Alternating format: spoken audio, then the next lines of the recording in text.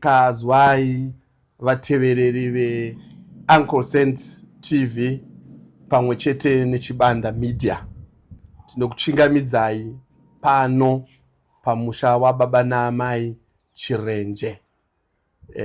Kana kari kekutanga kusvika pano ibva madzvanya bhatani repamusoro apo iro kuti musubscribe kuitira kuti patinodzoka nemamwe mavhidhiyo anonakidza neanodzidzisa munge muchizopiwa an update. Zita rangu ndini Professor Barnabas Chirenje. Ndauya ndichikukwazisai, ndichikusimbisai, asi parutivi rwangu ndauya kuti ndizokuudzai kuti ndiani ari parutivi rwangu. Sezvishuwo zvenyu zvenguva yakareba kuti munoda kuziva kuti permanent secretary vakamboita sei. Ndo mubvunzo wanga uchibvunzwa nenyika kuti permanent secretary vakamboita sei. Permanent secretary gaidi kuchingamidzei. Ava ndiwo permanent secretary. Zita rokuberekwa repachitupa vachinzi Annie Betson. Mwana wababa naamai Mulauzi. Muyera Tembo. Ndimanjenjenje vatinawo pano nhasi. Permanent sec baba makadii.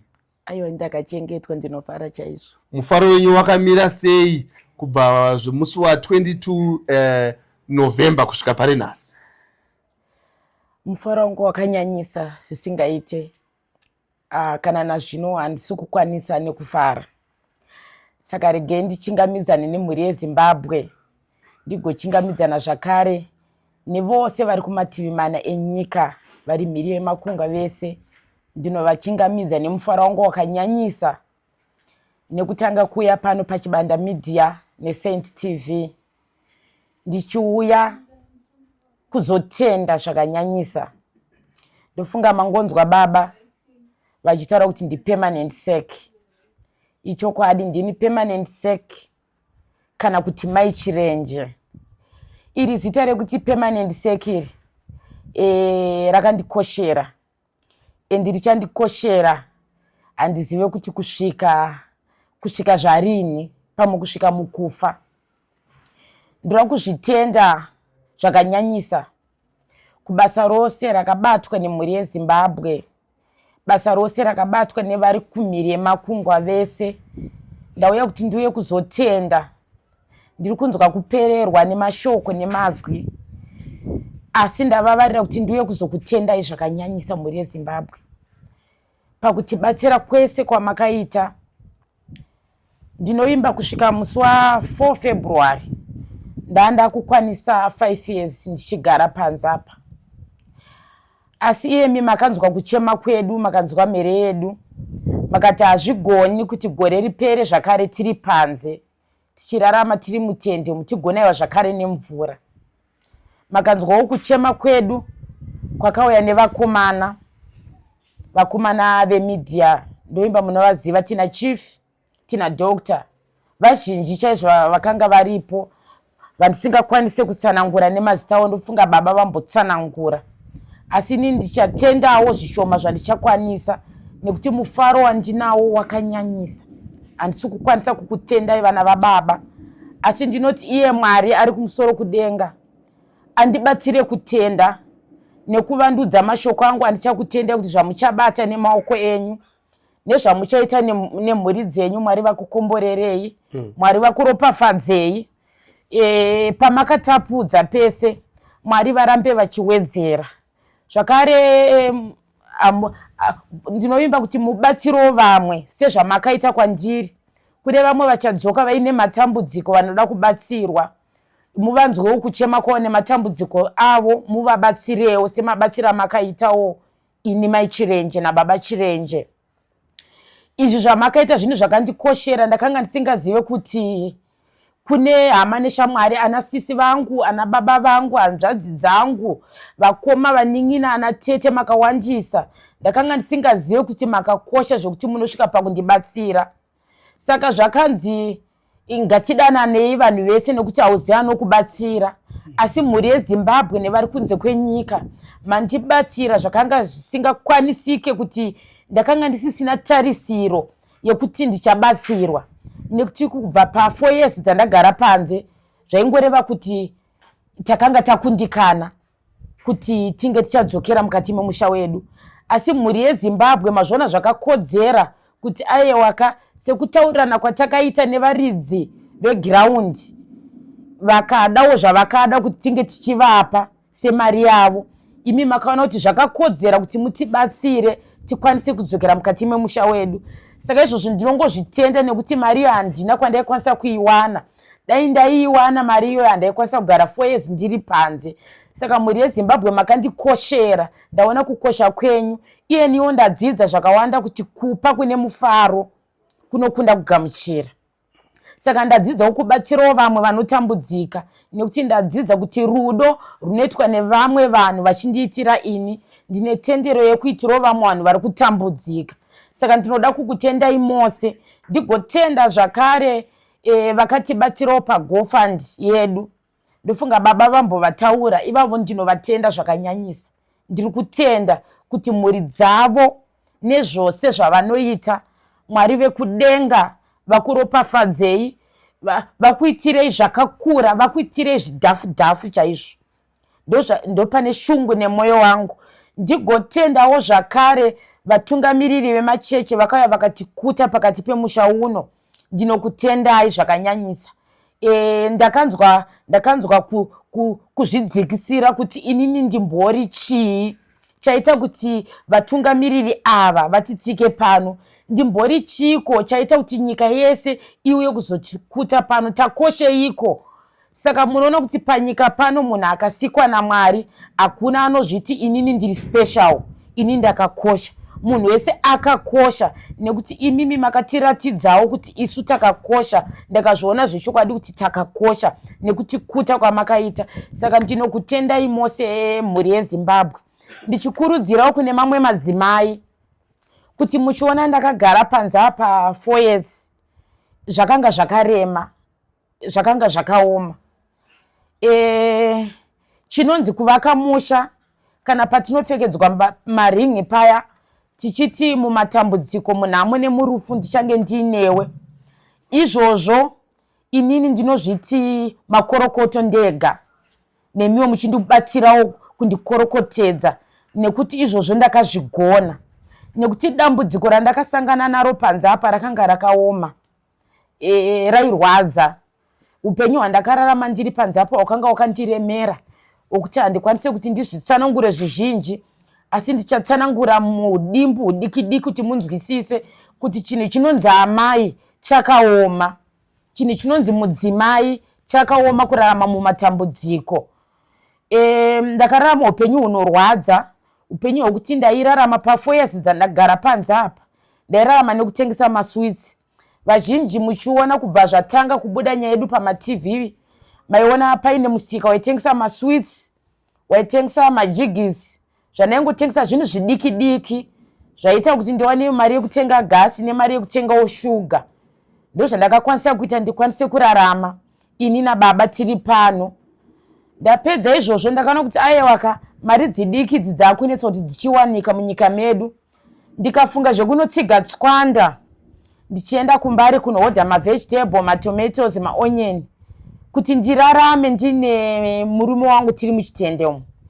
Ndakaenda kunotengesa ndichimira pakati pemugwagwa ndichitengesa kusimudza mavegetable ndakabata nemaoko angu aya ndichitengesa kuti ndiwane kurarama.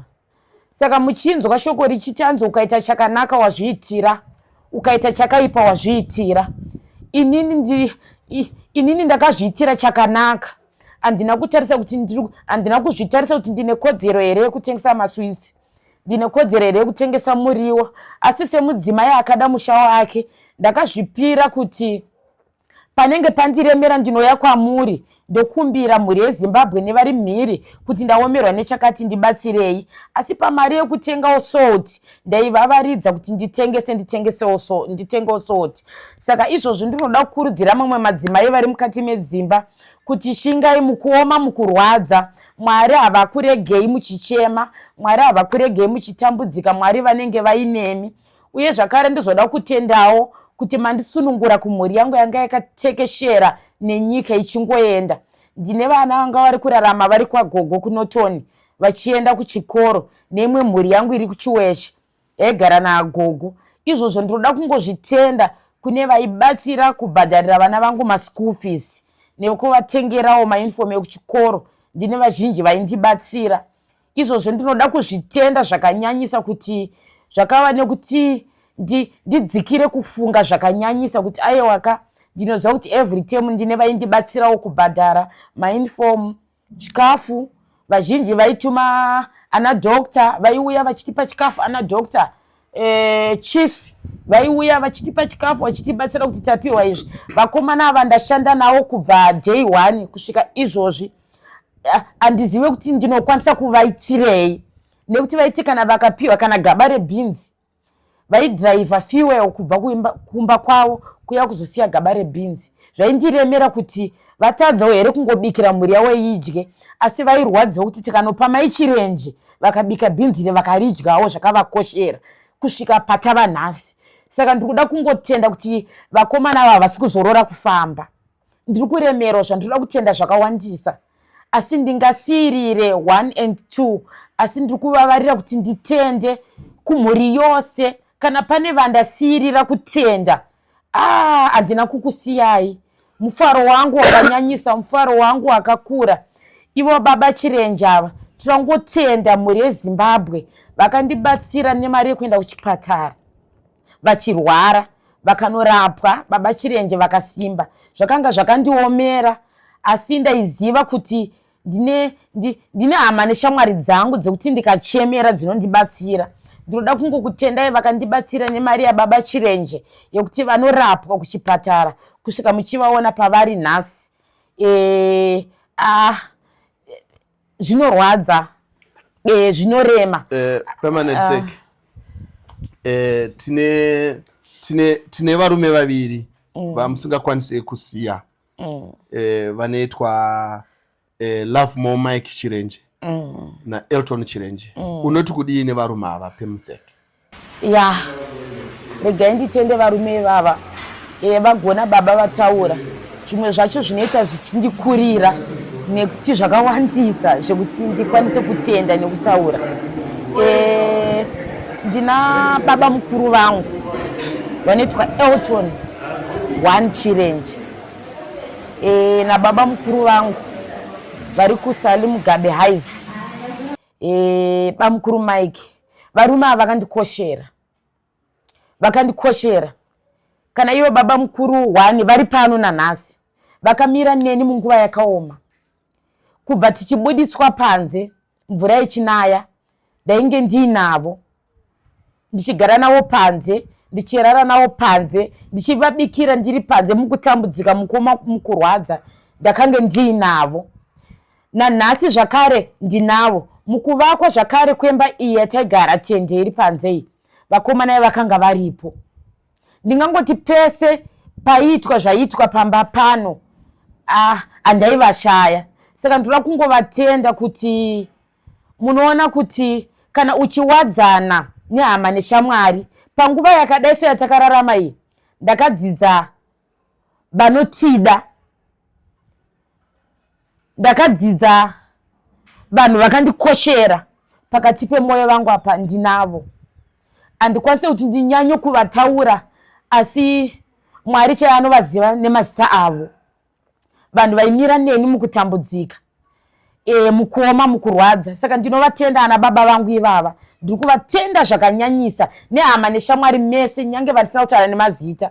Pane ruoko rwenyu rwese rwamakaisa, ndinokutendai. Ndinokutendai zvakanyanyisa. Ameno baba, kana pane zvimwe zvandasiya. Permanent sake vanhu vaitaura pazvivhidhivhidzi apa vachiti toda kuona permanent sake nhasi masangana navo vanhu vaikutsvagai vachikubvunzai vanhu vachitizvo vachirenje vabate mari nokuti vanogara muchitende vanogona kugara vatorerwa mari iyoyo mungavataurire here kuti ndimi maibata mari muri mutende umu?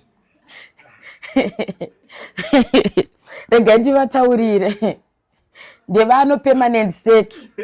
Zvinhu zvacho zvinonakidza, zvinhu zvacho zvinonakidza. Ivo vakomana vamunoona Dr. naChief vane musikanzwa, vane musikanzwa vakomana ivava. Munoona permanent sec ka, regai ndimbozviomberera maoko. Regai ndizviomberere maoko chaizvo. Zvakangooma.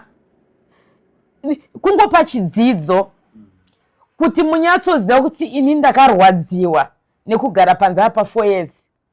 Kana kuti muzive kuti ini baba Chirenje ava ndinovada zvakanyanyisa. Ndakakwanisa kubata mari yaita kuti nhasi tidzokere mumba umu. Vakomana vakazviramba kuti hamutorerwe here mari. Ndakati aiwa kandirombona ushingi hwangu. Kana ndine shungu nekudzokera mumba, ndichameka sure kuti mari iyi ingava 10 cents, ingava 10 zigi, ndatumirawo mazigi chaiwo. Ndichamamonita kuti ameke $. Dollar romeka $5, $5 romeka 10, kusvika mu100, kusvika mu1000, kusvika yakwana mari iyoyo. Handina mari yataisarudza, taingoti munhu yaawana ndiyo ngaakandi. Asi mari iyo ndakagona kuimonita, ikakwana mari yaidiwa, ikatibatsira kuti nhasi tiwane kudzokera mukati memusha wedu. Permanent sec ndo vaitwa Annie Betson. Munoona zvinoita Mwari, zita racho nderechirungu, senemu yacho ndeyechirungu. Vazhinji vaiuya vachibvunza kuti Annie Betson murungu here kana kuti ndiani. Asi vakomana ayo ndofunga vaikutsanangudzirai ana Dr. na Chief vaitaura kuti aiwa iye hanzvadzi yavaChirenje. Ndini hanzvadzi yavaChirenje. Ipapo pamasvika permanent sec pokuti hanzvadzi yaChirenje, pane varume vaviri vaiti muri hanzvadzi yaChirenje, asi toda kuvataura nemazita nokuti tinoziva kuti tichadzoka tichakoka zvakare Dr. Uncle Saint na Chief Chibanda kuti tizozvisa pachena. Varume vaviri vafundisa ava vaikuti mimi muri hanzvadzi yaChirenje, musingavataure nemazita, muda kuvadzidzisa kuti aiwa chii. Rega ndivadzise ndichiti Mwari wokudenga hazokutamba naye. Munoona kuti vamwe vaitumwa neprofesa asi vaitadza kuona chiprofita chekuti ini handisi hanzvadzi yavaChirenje. Vaitumwa neprofesi pana vaChirenje, vachitumwa neprofesi pandiri. Asi pavaitumwa neprofesi pandiri vaitadza kuzvona kuti munhu watiri kupa profesi iyi mudzimai wavaChirenje.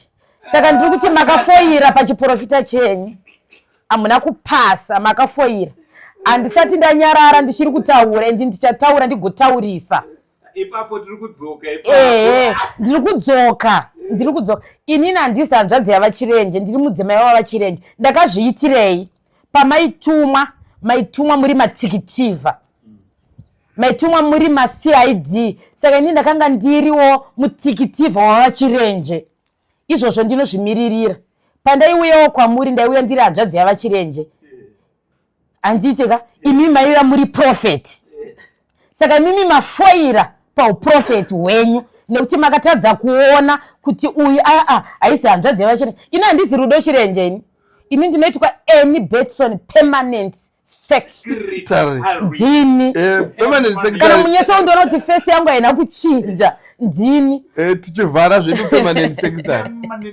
Unokwanisa here kutenda Tete Rudo muridzi wezita rawaifamba naro? Vatende tinzwe. Regai nditende shamwari yangu. Munoziva kuti chii muri yeZimbabwe? Munoziva kuti chii? Izvi zvakandikoshera. Munoona munhu wandakataura zita rekuti Rudo, havasi tete vangu kana ndada kutaura. Ishamwari yangu.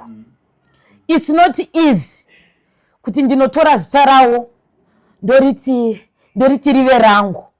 Zvakangorema. munhu akandirerukira panoda kusviba rosviba paroda kusviba rosviba zvaro ndaizviitira nechikonzero nekuti munhu ari pakati nepakati pemwoyo wangu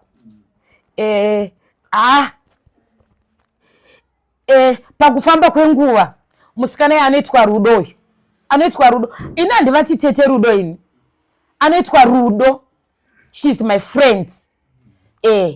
Iye hanzvadzi yababa Chirenje asi kwandiri shamwari yangu nekuti ndine zvandakadzidza kubva paari ndine zita raakapiwa rekuti Rudo Rudo mudzimai iyeye Rudo rakawandisa. Handireve kuti ana atete vangu vese ava ndireva ndinorespekta vakuru kwavari ndaana amai vangu uyu ndiye mudiki saka ishamwari yani ishamwari yangu. Alright, permanent seki papo mataura zvakanaka. Ngatiti mazodzoka kuna doctor nekuna chief uku mechitezvo aiwa vaindi profita vachiti muri hanzvadzi yaChirenje uyai pazvivhitivhiti amungade here kuvaregerera kana kuti tiite move on tichisiya nhau idzodzo kana kuti munhu uda kudzidzokera mune shungu nadzo? Shungu dzangu dziri kuperera pakutaura zvandiri kuita izvi. Ndichida kungovaratidza chete kuti izvi zvatakaita zvakafanana neAfrican movie. Kwekupedzesera ka munhu anenge achitaura umwari hwekunyepa ane zvinozomuranga. Inini ndakapiwa wisdom naMwari yekufamba nevakomana ndiri mukati mavo. Ivo vakanga vane uchenjeri. Pfungwa dzavakanga vainadzo dzakanga dziri 5 asi ini ndakanga ndine 6. Ndakanga ndine 1 extra. Ndaivakurira endi ndakatovakurira nekuti ivo vakapa profesi yekunyepa. Ngatichimirira ipapo ndingopedza shungu ndivataurire nekuti vari kutukisa mabishops, vari kutukisa maprofeti akawanda. Alright, ipapo permanent seki ndazvinzwa. Ipapo ngatimbomire ipapo. Chatiri kuda kuti titaure chete permanent seki. Toda kuti mutaure mise rudo kwavari kuti zvaiwa zvamakaita ndipo pamakasvika pamakagona. Asi pamakagona panozoenderera kumberi kuitira kuti tisavakanganise nemhuri yeZimbabwe mukurarama kwavo. Regai ndivataurire ndichivatendawo zvakare. Ndichivatenda kukanganisa kwakaunza chakanaka. Regai nditaure ndichiti pabasa rose ravakaita ndinokutendai nekuti zvamakaita zvaita kunge zvakaipa kwandiri kana kuti zvakanaka asi zvakazotisvitsa pamwe pekuti mhuri yeZimbabwe nenyika dziri kunze dzakakatyamara. Imimi ndinotokutendai nekuti ndimi makatosimudza zvinhu izvi kuti zvisimudze. Wakasimudza mhepo mweya wakaipa. Mhepo yakavhuvhuta zvakanyanyisa zvekuti yakabva yaonekwa nenyika dziri kunze kuti ko mhepo yazosimuka iyi yavhuvhuta sei. Vakaona kuti aiwaka ine vamwe vatungamiriri vari kuisimudza. Saka ndinoda kukutendai nekusimudza mhepo. Iro Bhaibheri shoko raMwari rakati vanotadza ngavaregererwe, vanogogodza ngavazarurirwe, vanokumbira ngavapiwe. Saka ndiri kuti zvese izvozvo ini ndinokuregererai. Ndangoti ndingokutaurirai kuti zvatakaitirana zvakapera. Pamwaka uno watiri imwaka wokupembera nekufara. Tinge tichiyanana tichiwirirana. Pano munoona kuti chimhuri yeZimbabwe takatumirwa vanhu vakawandisa. Vakawandisa chaizvo. Matikitivi akawandisa. Akawandisa chaizvo aiuya pano vaine pfungwa vaine muono. But havaiziva kuti vanhu ava vari kutaura nawo vanhu vane wisdom yakawandisa yavakapiwa naMwari isiri yedu. Saka ndiri kuti mese maitumwa muchiuya zuva ranhasi ndiri kuti makorokoto ngative vanhu vamwe chete, tive nechimwe chete. Tadzidza kuti tine tenderero kuitira munhu chakanaka kwete chakaipa nekuti kumagumo Mwari ndio vanosarudza nzira yavo. Asi permanent seki ngatiti varume ava vazotaura. Varume vanongokandawo mashoko vazotaura. Mungazoda here kutaurira mhuri yeZimbabwe chiprofita chavakakupai kana vachizenge vazoti muromo bufu? Kana vazoda kuzopindura zvandataura izvi, kana vazoda kana kuti rega nditi kana vasina kugamuchira zvandiri kutaura kuti tava vana vemhuri imwe chete kana kuti vane tsvagurudzo yavakuda kuziva kana nekuda kutsvaga vanogonawo kana vakuda kupindura kana kunzwisisa vasina kugamuchira zvandataura ndinogona kuti vanonditaurira ini ndakasununguka kuti ndizotaurira mhuri yeZimbabwe asi pamwaka uno ndinoona vazhinji mumacomment section vazhinji vaitaura asi chakakosha kuregerera nokuti permanent seki kutaura makadzamara mataura munenge maparadza mweya yevanhu mune maparadza dzimba dzevanhu mune maparadza makereke ari kunamata vanhu saka chikumbiro chedu chokuti runyararo rubarwe sekutaura kwemweya mutsvene kuti runyararo musati maenda permanent seki toda kuti mumboridza vanhu vakafara pamakaridza musi wemugovera toda kuti mumboridza kamwe chete makaridza kamwe chete permanent seki mozowana mukana wokuoneka mhuri yeZimbabwe nevateereri vari mhiri yemakungwa. Vasati vaenda vanhu vaiti permanent secretary naprofessor tikuda page renyu saka mati magadzira here permanent secretary taikumirirai ndo patoziva kuti ndo penyu mati magadzira here uye kana vachizofolowa kana richizovapo vanofanira kukuonai papage kana payoutube yakanzi kana tiktok kana tichinge tagadzira peji redu tichadzoka zvakare tovazivisa kuti tagadzira peji redu payoutube patiktok pafacebook tichange tichibatika pese ipapo but peji redu isusu tichagara pasi nababa Chirenji todzoka zvakare tovazivisa kuti vari follow richange rakanzi kudii regai tigare pasi tozvironga tinodzoka zvakare tichikuzivisai ipapa pana Dr. naChief vachange vachikudza kuti baba naamai Chirenje vane peji ravo rakanyorwa kunzi zvekuti aiwa zvakanaka permanent seki Chief mune mumwe mubvunzo here kuna permanent seki nisati tavhara Chief vane wisdom mune kumwe kutaura here anyway ndoda kuti ndingotendawo permanent secretary mukomiti yedu yatakanga timhanya nayo she was the only lady yes and taiti tikaronga taizodzokera kwavari toti permanent secretary taapapi todii ndakadzidza chinhu chinonzi transparency kubva kuna permanent secretary. She's one person who is not difficult to work with. Amen. Permanent secretary, thank you very much nekumira nesu. Pamwe pachona maitotirega toronga dondo mozoti taapambera pomota varume mimaregre ende maizvitaura murudo usina kudzikisira kana kufora zvine respect futi toda kumboomberera permanent secretary maoko ipapo. Aiwa, keep it up. Tinotenda. Katapfurei permanent secretary. Tinotenda ango sendi senure kamwe chete amai. Rega ndingotsenura kamwe chete. Permanent secretary ndewo kumasowe. Asi ndichaimbira nyika dzose mabishop, mapastors, and maprophets. Maprophets. Ma Roman Catholic. Yes. Munhu wese ndinongo muimbira. Asi permanent secretary vari based kumasowe asi Mwari watinonamata Mwari mumwe chete. Kumasowe papi kuna Lavenham na Lorraine Drive panenzi paishe bolo ndo pandinonamatira ipapo. Saka ndichatsenura kadiki diki ndobva ndapatsanura kuti kuimba uku kwarevei. Tinotenda. Rega ndimbe ravesi musazobatwa nemweya wako mani. Chief Chibanda. Aiwa, isusu takasimpiswa nekumira pakati pevadzitungamiriri. Tinotenda. Tsenurai amai. Vane nhaka muchavaona, vane nhaka yomweya, vane nhaka muchavaona, vane nhaka yomweya, vane nhaka muchavaona, vane nhaka yomweya, vane nhaka muchavaona, vane nhaka yomweya, vane nhaka muchavaona, vane nhaka yomweya, vane nhaka muchavaona, vane nhaka yomweya. Amen.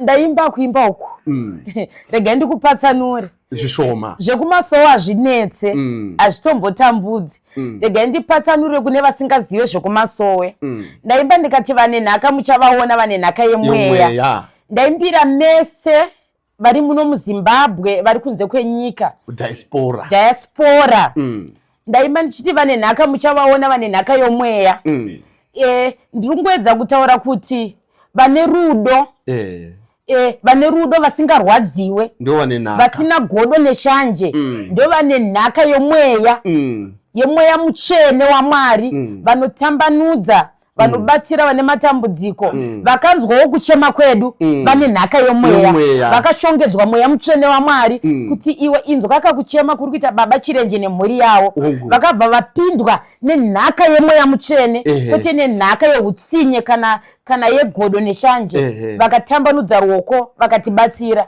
saka iyemi vose vari kumizanda yenyika vari muno muZimbabwe mabhishopu mapastors maprofeti mune nhaka yomweya asi kune vasina asi mimi mose makatibatsira vane nhaka tavaona vane nhaka yemweya mutsvene tavaona saka ndinokutendai mazwi apermanent secretary ndeyekuti mese komborerwai ropafadzwai vauya muno muguta reHarare vauya kuZimbabwe vanoda kusvika pamba papermanent sec uyai ndimbokubikirai mudye muchifara nekupembera musha uyu ndewenyu musha uyu ndewenyu uyai tipembere nekufara ndinokutendai tinotenda permanent sec